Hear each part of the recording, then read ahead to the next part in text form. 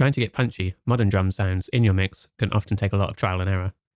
That's why over the years, I've developed and relied upon these 3 simple tricks to achieve that hard-hitting, modern drum sound. Let's take a listen to how the drum sound with these 3 tricks applied.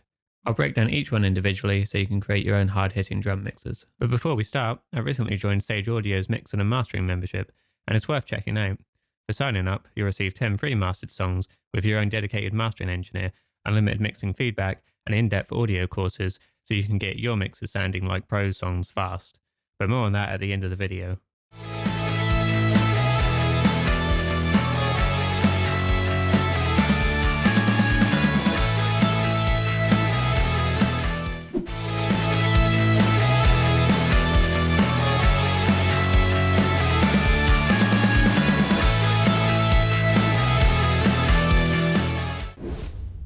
So tip number 1 is to use some type of clipper or limiter on your drum bus.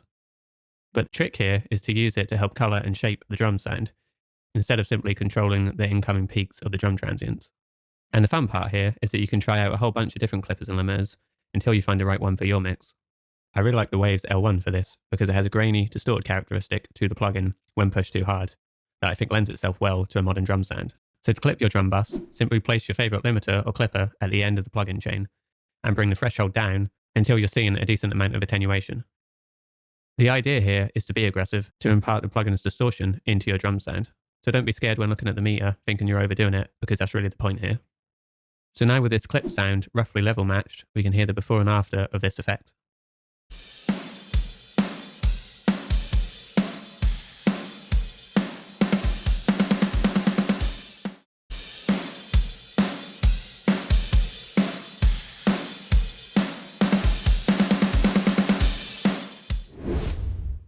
Tip number 2 is the use of some unique bus compression settings that will help the drums sit better within the mix.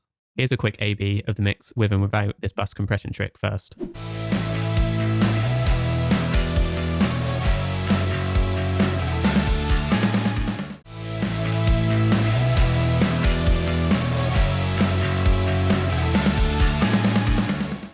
In my opinion, things really start to fall apart without it. It's almost like the glue that's holding everything together.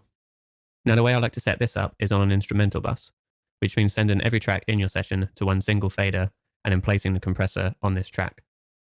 If your song has vocals, I would recommend leaving them out of this processing chain. Once you have your instrumental bus set up, load an SSL style compressor onto it. There's a few settings that are very important to this sound, which I'll now briefly cover, but feel free to copy what you see on screen if you'd prefer. Firstly, you want a very fast attack, as this is going to catch the initial drum transients quickly and then tuck them into the mix. So a 0.3 attack will work nicely here.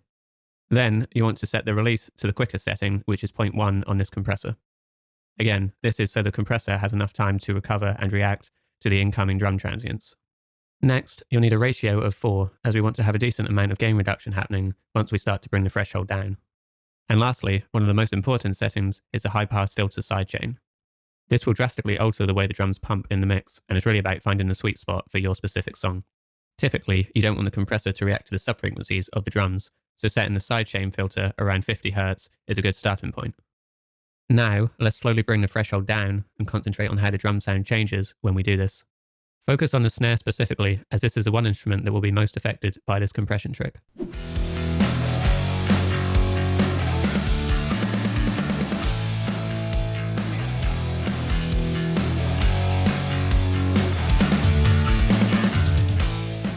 When adjusting the threshold, you're looking for around -3 decibels of gain reduction when the snare hits.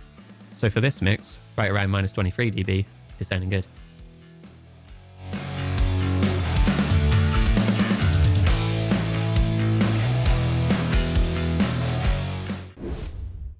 The final trick I want to share with you is to layer multiple samples throughout your mix.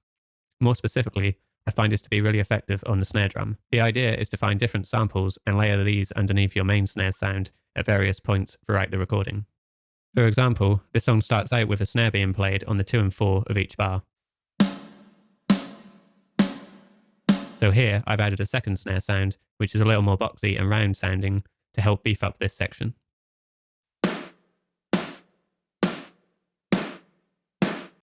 Once we get into the main hook, however, I've added a third sample, which is this low tambourine hit.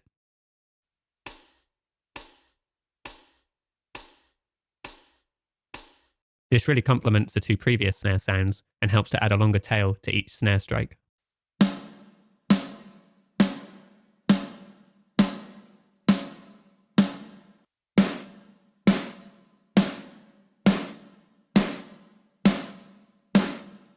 So let's listen to the drum sound before and after the samples have been placed, and you can decide which sound you prefer.